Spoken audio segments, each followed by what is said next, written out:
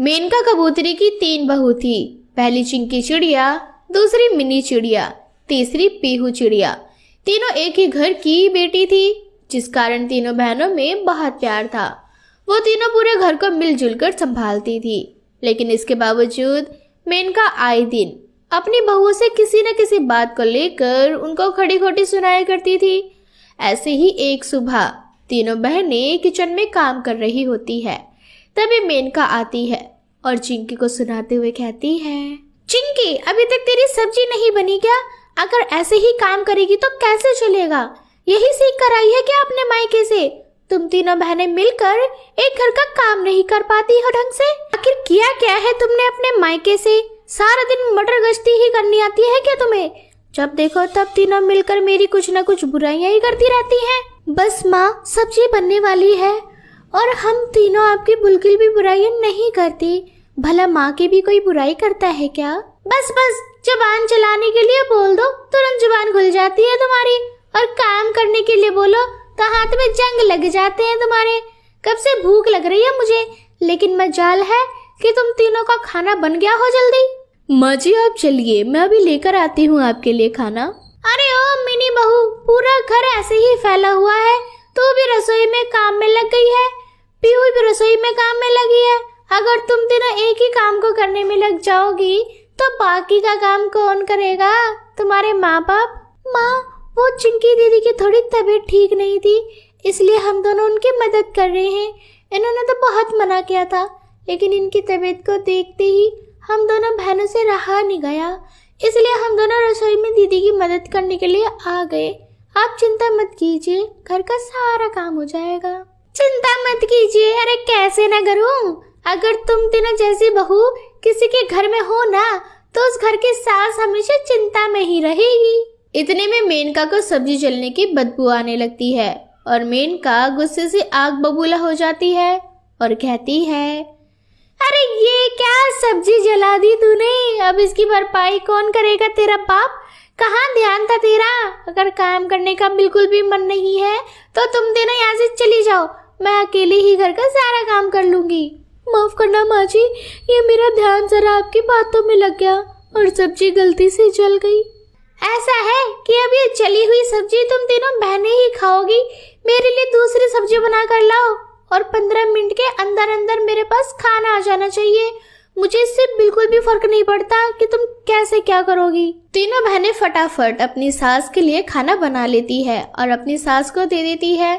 थोड़ी देर बाद तीनों मिलकर वही जली हुई सब्जी खाने लगती है।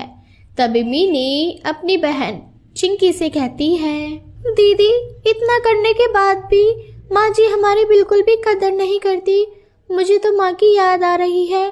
अगर वो यहाँ होती तो कभी भी हमें ये जली सब्जियाँ खाने को नहीं देती। कोई बात नहीं मिनी, इतना नहीं सोचते, आखिर गलती भी तो मुझसे हुई है ना, और मेरे ही कारण तुम दोनों को भी जली हुई सब्जी खाने को मिल रही है। अरे कोई बात नहीं दीदी, तुम अपने आप को बार बार ब्लेम मत करो। हमारी सास ही ऐसी है, उनका हमारे होने या ना होने से बिल्कुल भी फर्क नहीं पड़ता।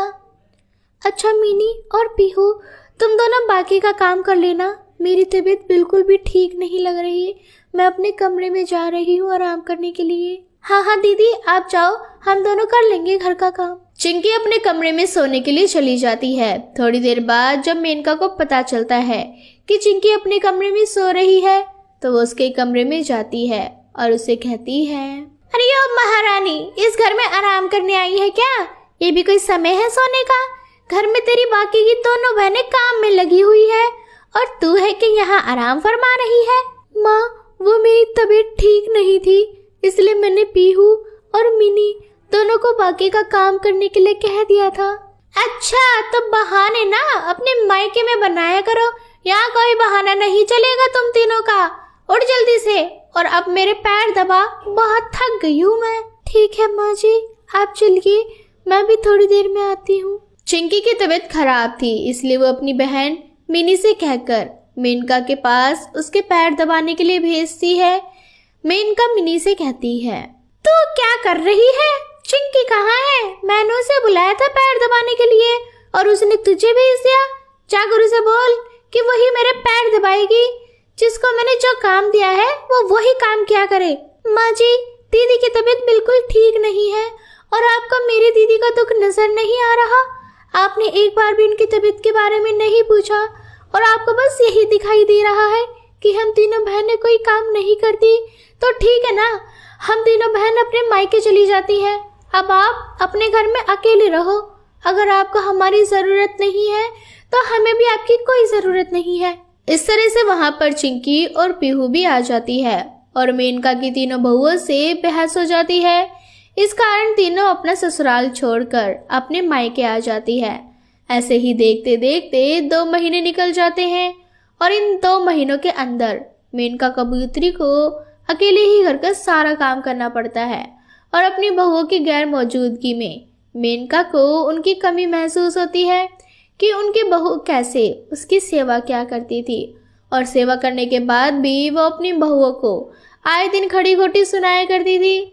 ऐसे ही एक दिन मेनका खुद अपनी बहू के मायके जाती है और उनसे कहती है, चिंकी बहू, मुझे माफ कर दे, मुझसे बहुत बड़ी भूल हो गई।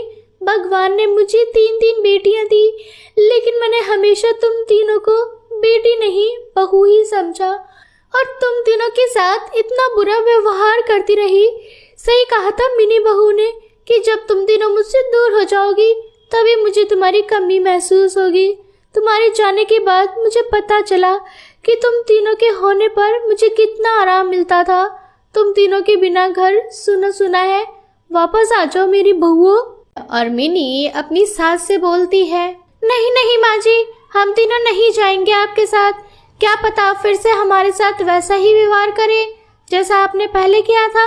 नहीं मिनी बहू, मुझे अपनी गलती का एहसास हो गया है और अपने किए पर बहुत ज्यादा पछतावा महसूस हो रहा है कि आखिर तुम तीनों मेरी इतनी सेवा करती थी और मैं हमेशा तुम्हें किसी न किसी बात को लेकर ताने दिया करती थी, खड़ी खोटी सुनाया करती थी।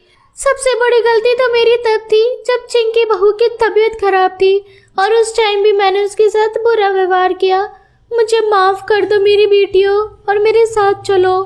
मेनका कबूतरी अपनी तीनों बहुओं से माफी मांगती है, जिसके बाद वो तीनों अपनी सास को माफ कर देती है और अपनी सास के साथ ही अपने ससुराल वापस आ जाती हैं।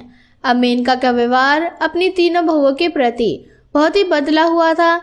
इस तरह से वो तीनों हंसी खुशी अपने जीवन में आगे बढ़ती हैं।